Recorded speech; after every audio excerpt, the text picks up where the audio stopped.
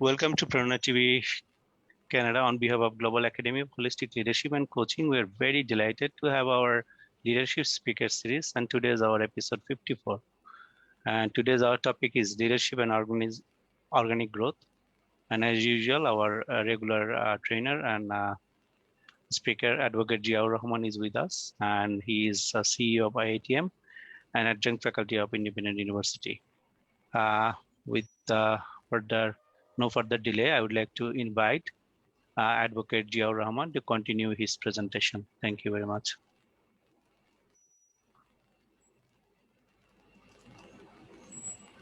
Thank you, Edward. I believe all of you can see my screen.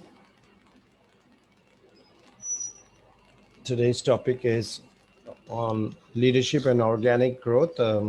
Can you see my screen? Yes, you can just do full screen. Yeah. Actually, I'm trying to do full screen. For some reason, it's stuck. But anyway, let me just load it. Just takes some time to loading. So hopefully it'll work. So just have to wait. Sometimes I don't know if it's showing full screen. Sometimes it takes a long time. Yeah, because it has to load it because of the processor speed. Sometimes the particular program might take some time to load. So just wait. You can click it again. I don't see that you clicked. Click that full screen button again. Yeah. Well, this is my all right time. You can go ahead. Actually, let me go ahead. For some reason, it's not showing up. So anyway, today's topic is on leadership and organic growth. Good evening in Canada and good morning in Bangladesh and rest of the world. We have been doing this series for quite some time, and today is our 54th session. So let me move on right into the presentation. Normally, I start off with some definitions or quotations. So today's quotation is: conformity is the jailer of freedom and the enemy of growth. It's a very interesting quote in the sense, and it has been said by John F. Kennedy, former president of USA, who was assassinated.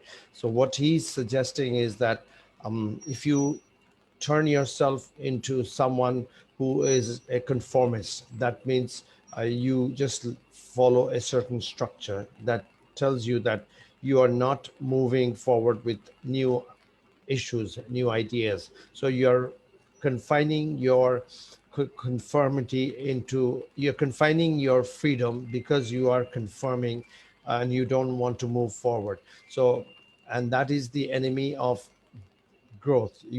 So growth comes when technically you take risk, you are open to suggest new ideas, and you want to build a new perspective out in the market. So that is an important issue, that every person who wants to be a leader and who is in the midst of a growth has to embrace change, because if you don't embrace change, then you are confining yourself, and as likened by John F. Kennedy, that you are in a jail.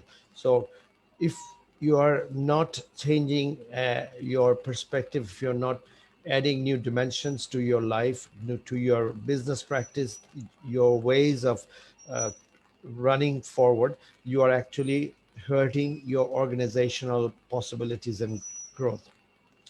So it's an interesting quote. The next one is by an famous writer. His name is William George Jordan. And he says, mistakes are the growing pains of wisdom. Mistakes are the growing pains of wisdom. What this means is that as we move along in life, we learn from our mistakes. If we don't learn from our mistakes, we are actually not progressing.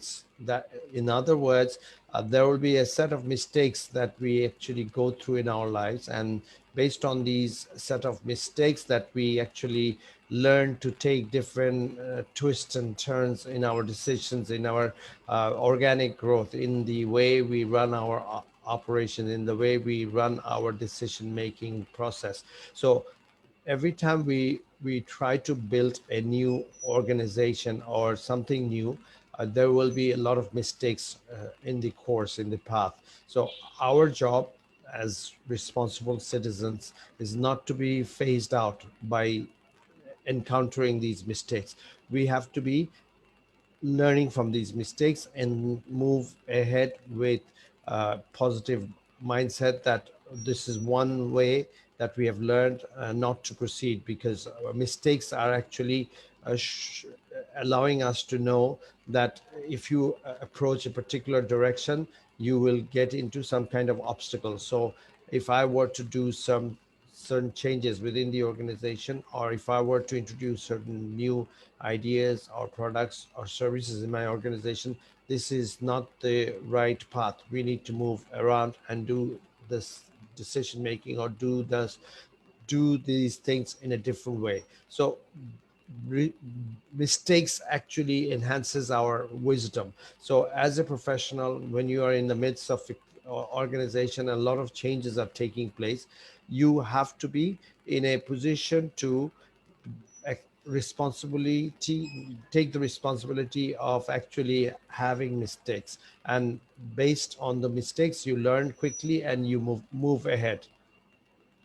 So moving forward to the next slide.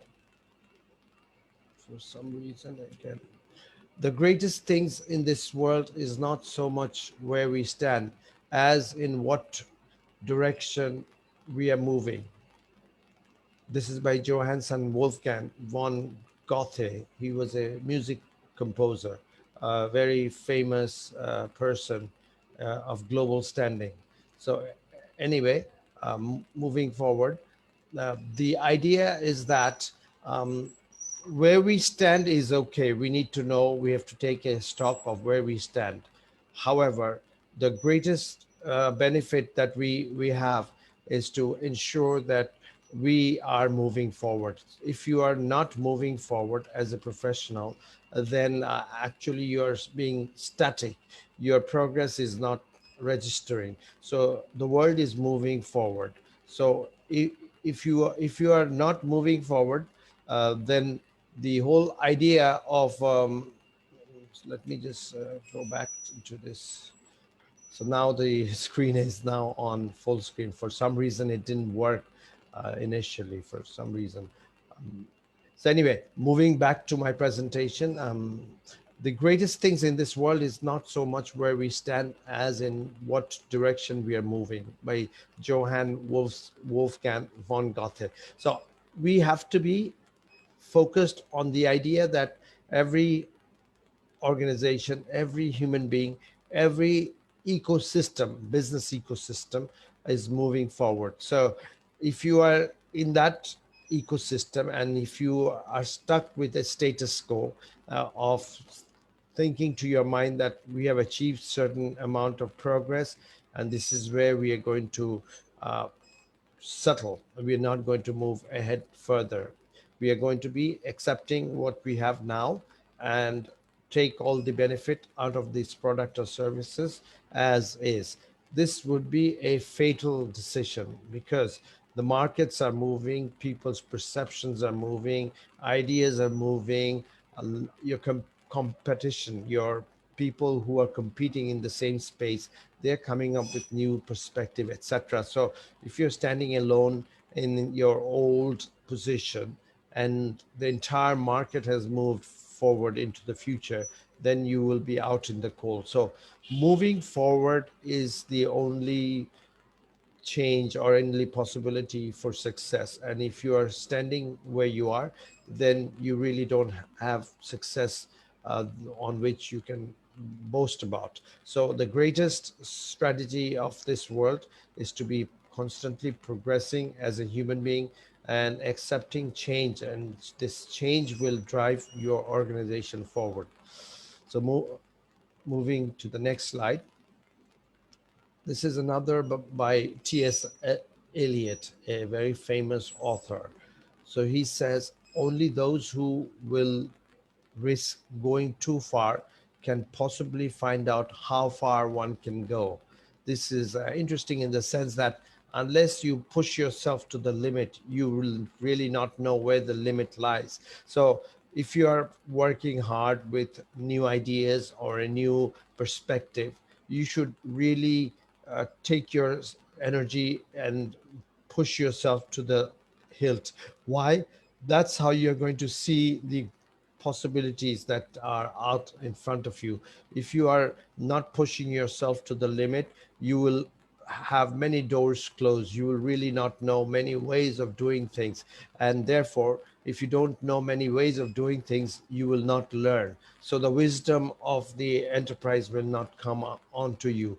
You will be half baked, you'll have half knowledge, but you will not have appropriate knowledge to really navigate your organization to safer shores. So this is important. If you are pushing yourself, then you have to push to the very limit, and that's how you can go into the outer reaches of your possibilities. But if you're happy with what you have and you're content with your status quo, then obviously your true potential will never be explored. So that is why those of you who are pushing very far ahead are the ones who are going to reach out to grander success, because you have taken the trouble to push yourself. You have acquired a lot more skills than the others because you're constantly pushing yourself. And that is an important way of moving the organization forward. So as we think of an organization, and if you are happy with what you are, then you are obviously not taking further risks. And once you're not taking risks, that means what you have, you are only taking benefit out of what you have. But imagine another organization next doors from you who is not only happy with what they have, they are taking the trouble of innovating and out innovating so that they can bring in new ideas, new stretch of imaginations can roll in, thereby creating more products and services for the market space. So obviously, come 1 or 2 years into the future, you will have what you had previously. Maybe you had made slight changes, but that particular organization who had been stretching itself with boldness and courage with new ideas and new services will have more products which will create more excitement in the market, because these are innovative products that they had pushed themselves, and people will respond faster to their product. So what will be your position? You will be stuck in the old, and that other organization next doors from you will have a product that not only competes with you in your old cluster, but they have other products which can lift them off to the next level. So you will ultimately fail. So this change that was needed through risk, you did not embrace, whereas somebody else embraced. So you have to take this perspective very strongly within your soul, that you have to change and embrace this perspective that new frontiers of possibilities have to be brought into within your organizational framework, within your mindset, within your team's output. So push yourself to that level and push yourself to that understanding that you should not be confined with what you have only. You have to find out opportunities external to what you have and build your fabric of a new enterprise. So that's why T.S. Eliot is suggesting that those of us who are risking further will only taste the future in a possible and in a good proper way. Moving forward, normally I have a quotation on leadership, and today's quotation embraces these new ideas of change. So, what is leadership? Leadership is in integrating change and organic growth while balancing hiccups and keeping a lid on stress. So it's an interesting thing. The word I used, hiccups, is because every time you are bringing in new perspective, new ideas, new thought processes, new ways of doing business, these are sort of like a hiccup. Your body is not appropriately supporting these ideas, but you know that in order for you to grow, and you know that in order for you to uh, push forward, you have to overcome these obstacles. Every new dimension, every new changes which you had no set planning for is sort of a confusion. It's sort of an obstacle, and that's why it has been compared with a hiccup. And you have to be able to balance these hiccups while the level of stress increases within your thought process, within your ecosystem, your business processes.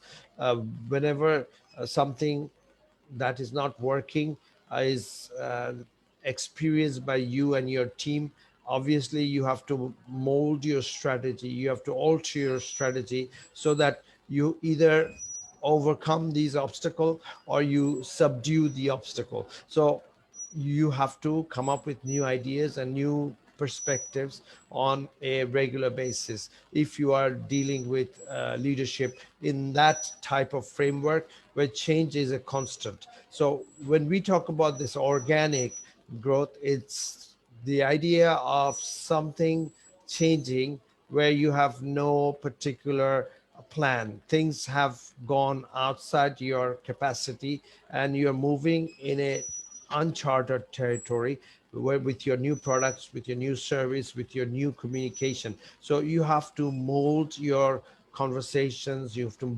build new communication tools to address the new changes that are taking place. So if you consider today's market space in terms of the pandemic infested environment, which was not there 2 years back, so the world had to really evolve in a very significant way. And we know that in during this process, there were companies which went bust, meaning they failed miserably, while there were new ideas that spawned and created new opportunities for businesses to move in a particular direction.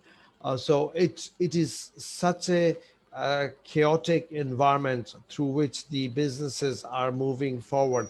And if this pandemic condition continues, we will also see a lot of new thoughts which have come about that was not sticky at all 2 years back. 2 years back, if somebody had told that we will be having online conversations in a much greater capacity than few years back, then people may have thought of it, but people really would not have understood to to how big this change will happen in their lives. Many people will be doing work from their home. Previously, we know that people were doing offline work, and that component was growing. But in today's marketplace, the old style of working from office has been repurposed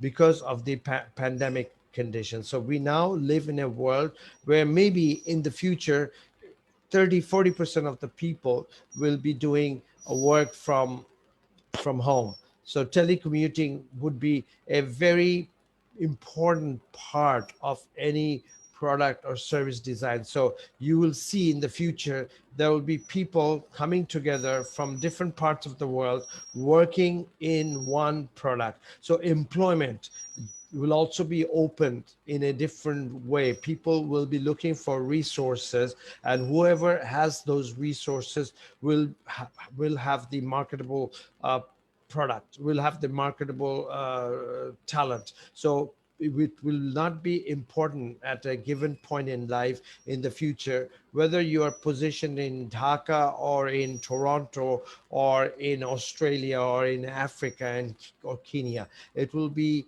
a perspective where leadership will evolve in such a way that people will see that what tools are needed for this project, what capacities are to be harnessed through this project, and do we have this team, the ecosystem has this skill set within themselves. If they have the skill sets, and even if they are in dispersed geographical markets, they can still work.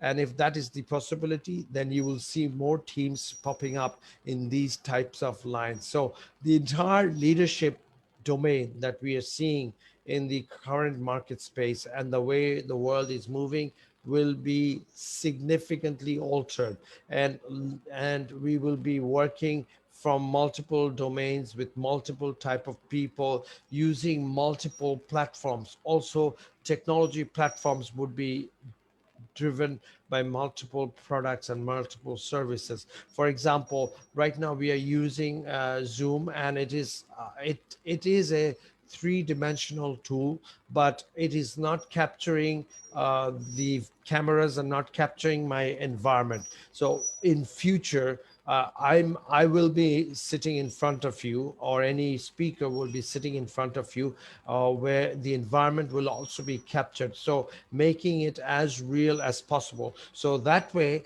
you will feel that you are not in a virtual, although you will be in a virtual space, but you will feel that you are also almost in a surreal or in a three-dimensional space where you are actually interacting with the person. And a lot of changes will take place in the IT digital marketing and digital IT space due to technology. So we will get a lot of changes coming in. So these are all different dimensions, and these are all different perspectives. You can call it hiccups, you can call it challenges, you can call it opportunities, you can call it anything that is not in your regular cup of tea. These are new changes. You have to adapt to these changes and move forward. And once you are always running with new changes, that will increase your level of tension and stress. So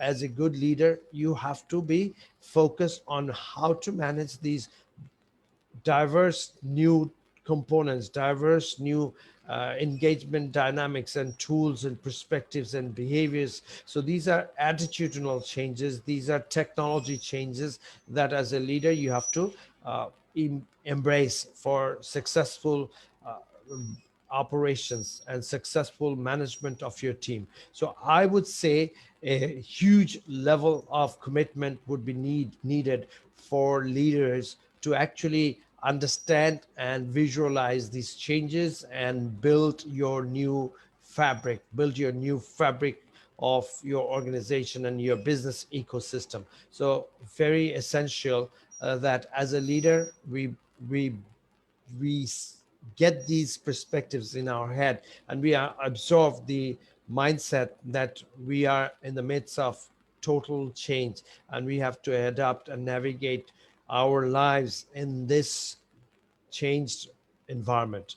Moving forward, we talked about conflict from last session. I have picked the same slides with some alteration. So I have introduced something on the area of chaos. We all know what chaos is. We know the term. Chaos is it's basically it's a dynamic condition of randomness and uncertainty, disorder, and irregularities. In other words, you are not in the position to handle this situation, and things are not going right in your direction. So your stress is obviously high. Your commitment, even if it's there, it's being seriously being tested, and your leadership quality is being tested. So during this period, uh, conflict would be the very natural outcome. So, what is the conflict? It's a serious disagreement or argument, and it is coming from a protracted engagement where you had thought in a particular way, you had uh, planned your process in a particular way, but due to this chaos, due to this extreme level of randomness and irregularity and disorder, the conflict will be part of your system. So, and if this conflict is protracted, it is proceeding for a long time, it will create a serious level of conflict, and ultimately things can absolutely break down. So as a leader, you have to be able to understand what level of chaos and what level of conflict are present within your organization. Sometimes you might say that there are no conflicts and there are no chaos within my organization. You might be true for a certain time. That is absolutely a reality. But you can never say for certain that you will never face any further or any future conflict or chaos because of the randomness of the environment in which you're working, especially when you're working in a highly toxic environment, or let me rephrase the word, not toxic, highly changed environment. Things are popping up from different directions because of the market dynamics. So a lot of issues, lot of technology tools that you are operating with, lot of business processes are at play, and each environment is being supported by certain extended stakeholder community. So it is like you're jockeying for position in your business environment. So obviously chaos and conflict will be there. So as a professional, as a leader, your job would be to reduce the conflict through the conflict resolution model, where you try to bring people together and bring in peace and harmony so that the tensions subside and the contesting parties within your organization or within your stakeholder community is can work together. So it's about working together. So conflict, chaos, and conflict resolutions are the tools through which your organization can move forward by bringing peace and harmony within the ecosystem. If you don't have the harmony, if your systems are dysfunctional, it becomes dysfunctional because of non-alignment of thoughts, non-alignment of ideas. Each each person within the system is thinking differently. There will be no togetherness. So we know the term together we are a team. If there are no team spirit, then ultimately things will fray and the outcome will be disastrous. So you have to build a proper system where conflict and chaos is minimized. So what I would like to suggest here is that when we talk about a system that you have to design, that system will also be evolving because of the changes of the conflict, the changes of the chaos, and the environments are always moving forward. So as a leader, you cannot have a foolproof system. That will never happen anywhere in the world. So what you have to do is create a system that is addressing, let's say, 80% of the conflict without much pressure, without much frustration. But the 20% new chaos and new conflict that will be arising on a regular basis, you have to have your own personal perspective, personal understanding of handling the chaos and make quick decision making. So let's move forward. We will see what tools we should be having in our capacity to actually handle these chaos, handle these organic type of growth. So, how a leader is supposed to act in terms of chaos and uncertainty and disorder. First and foremost, we know that there is no unique approach. I cannot say that take approach one and things will be fine. I cannot say for sure because every environment is changing. Even something which worked 3 months back, and if you had used the same perspective 3 months down the road, it may not work. So you have to be always in the perspective that things are changing. So there are no unique approach. Second point is you have to be responsive to your environment. Basically, your connected stakeholders will have to be considered. Stakeholder concept will have to be taken into consideration. You can't be branching off and have a compartmentalized view all the time. Of course, certain times we know that as a leader, instead of looking at the huge problem in one go, you might want to break it down into manageable pieces and then have a quicker view on each piece of the puzzle and things can work out. But this is not always the case. There would be issues where you don't even see the problem. The problem lies somewhere else because you are not in a position to visualize the uh, underlying pretext that is creating the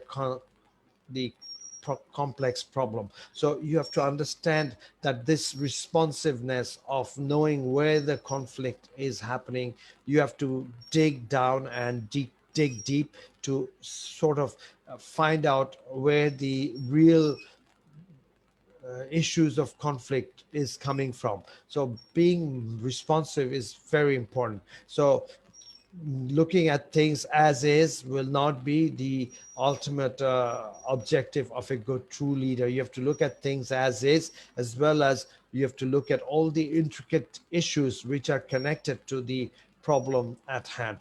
Then comes the issue of being practical, and your life's learning of common sense would be very important for a leader to navigate in terms of an uncertain and uncharted environment. So common sense, logical perspective should be really uh, given attention to.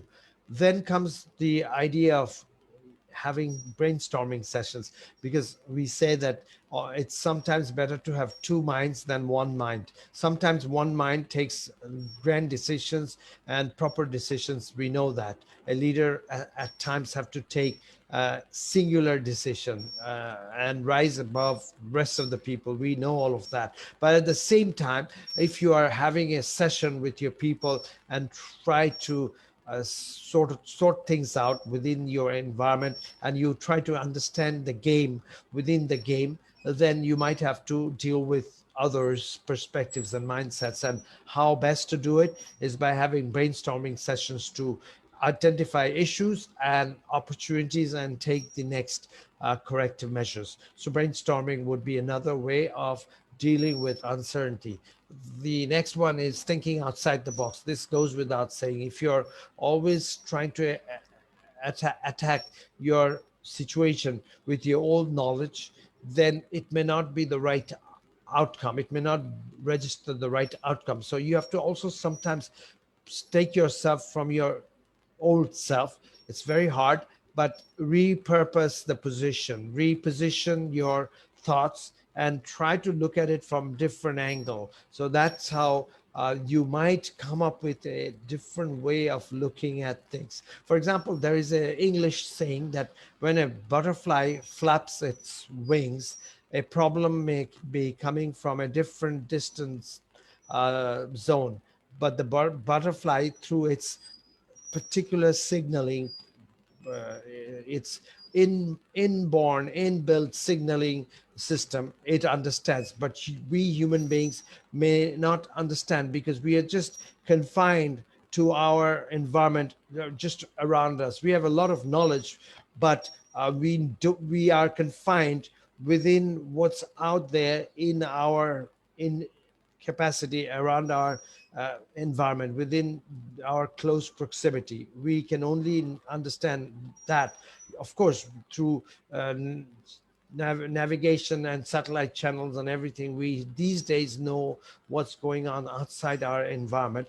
But the point is that a butterfly, without having any of these tools at their disposal, it somehow, it's the sayings goes that it can sense what is happening uh, many miles away, thousands of miles away. So how does this thing come about? It is through maybe in a unique way that the butterfly has its thinking capacity evolved. It's genetically evolved, obviously. So why I'm connecting this issue with thinking outside the box, it's because you have to sort of decode your old self, and you have to genetically alter your thinking, in the sense that you have to bring in a completely new set of perspective in order to address the current situation. And that's how you might find your way out of the complexity and irregularity and uncertainty that is gripping you. The last one is measure risks and act decisively. This is a constant process in all of the above points that we had talked about.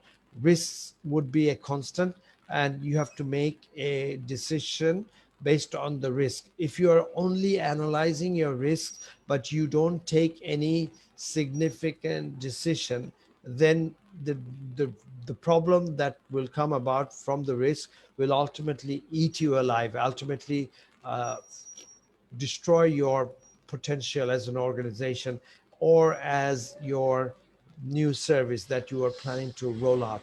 It will not be uh, creating any benefit to your new potential product or service. So, these risk assessment tool would be looked upon on a regular basis in your sessions, in your brainstorming sessions, and applying in your common sense and understanding within your market dynamics and being responsive and using this risks within your decision making process. So uncertainty is synonymous with risk, and measuring this risk and taking the right course as a leader in an organic environment would be the right way forward.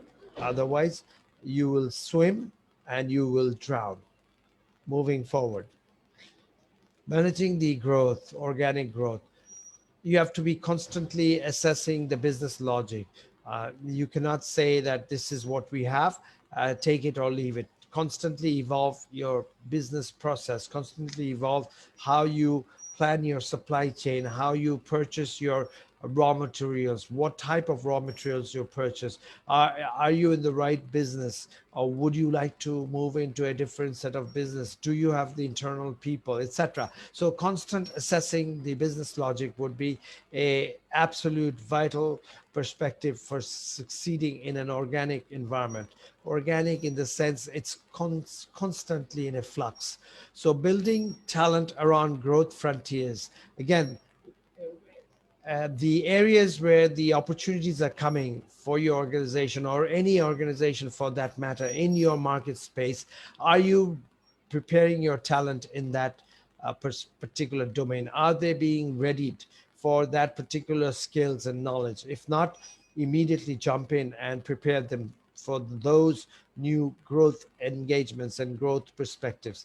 Review and revise the partnership, whatever partnerships you had with your markets, with your supply chain per people, with your extended stakeholder. Are they relevant? Are they going to bring in the benefit and the reward that you are trying to achieve? If they are no longer relevant, talk to them.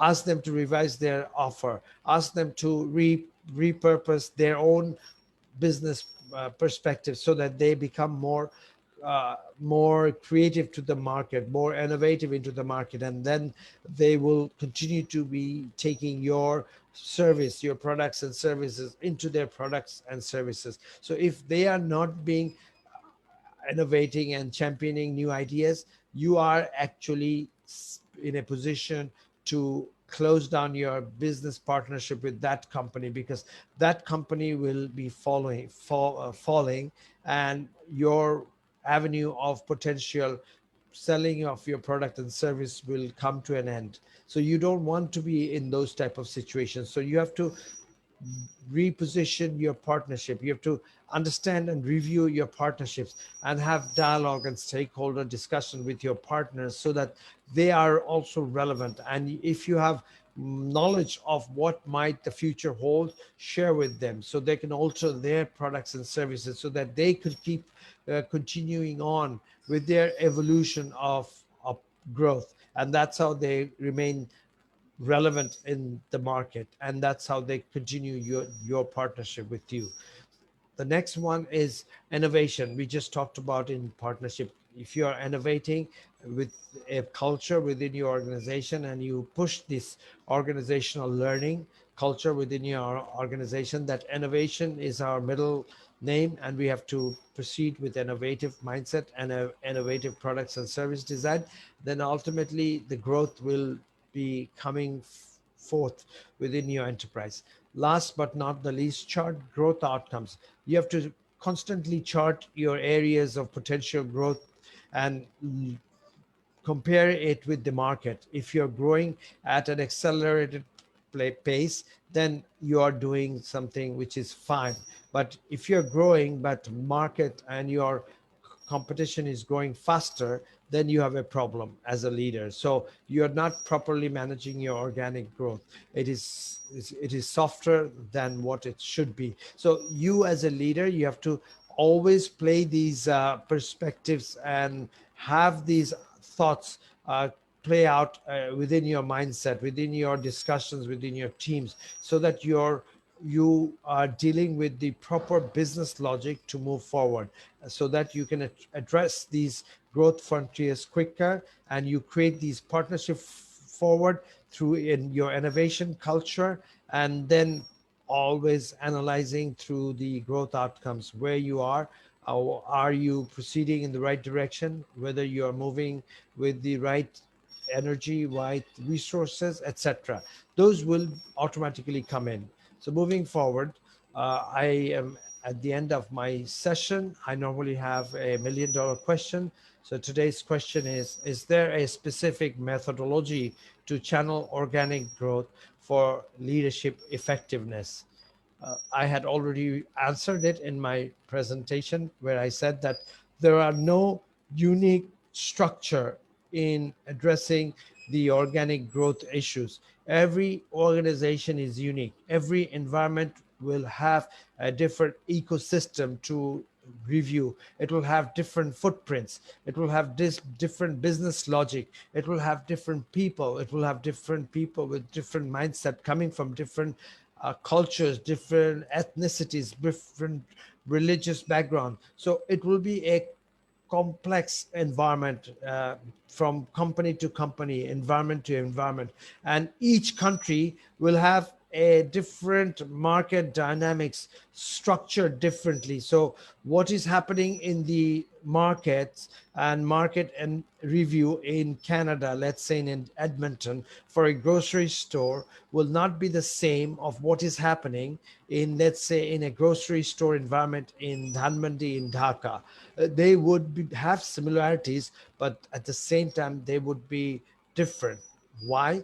Assume the environment in Canada, in Edmonton, there are a lot of people who are moving out of that city for some reason. Maybe the city is growing, or maybe another avenue of the city is growing so rapidly that people are moving from this old structure of the city to the newer city. So what would the grocery store do in that kind of environment? Do they move to the new environment, or do they try to position themselves in a even larger capacity in the old environment so that they stand out? That's a different question altogether from another grocery store that is situated in, let's say, Dhanmandi in Dhaka. And what would be their business logic to grow?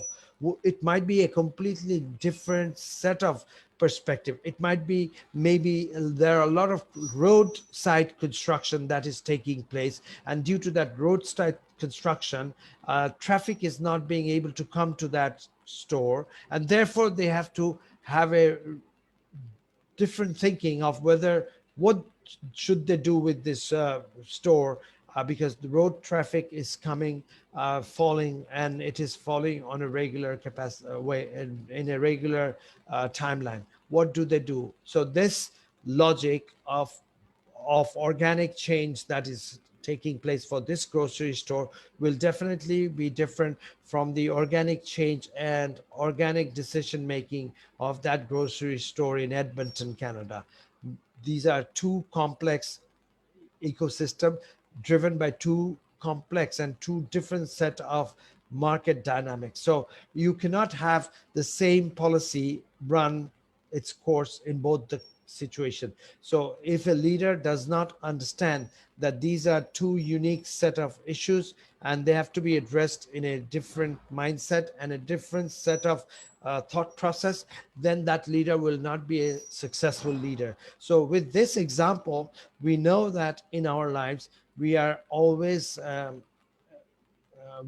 have these complex issues that pops up in our personal domains, in our personal environment, and we have to navigate through our life, either taking certain components of that environment that has shaped up in front of us, or we have to just completely move away from those issues and proceed as we were proceeding previously. So that is a judgmental call, and there is no specific methodology per se to address each issue. But on a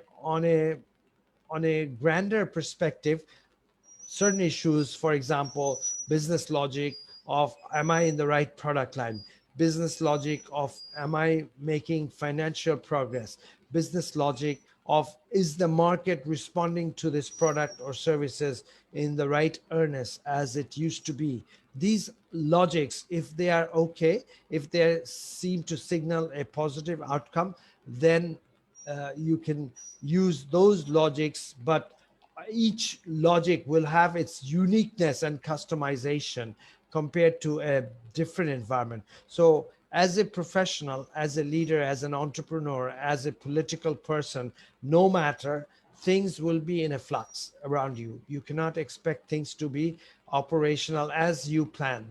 Your planning will always be contested, always be challenged. So as a proper leader, you have to create your own personal perspective, your personal system of addressing these issues. But 40% or 30% of the time you will be surprised, and you have to quickly evolve a particular methodology based on your personal wisdom, based on your personal learning in life, based on case analysis that you can immediately gather from an environment similar to yours and what steps they had taken. Try to pick some of their ideas and roll these ideas into your new environment, into your new ecosystem, which has been under a threat with new uh, issues and new challenges. So I would think that as a professional, this is something that you have to be constantly worrying about, that change will throw you into a blinding spot, but you will have to find your way back into the light from that uh, darkness, that condition of darkness. And it could be market related, it could be your people related darkness, it could be your product and service related issue, or it could be a macro issue, for example, the issue of the pandemic and how you have to run your life, etc. So with that, I would like to conclude today's session, and back to you, Edward Probir Mondal. And I am Advocate Ziarman, presenting from Dhaka, and I'm the CEO of IITM. Thank you very much.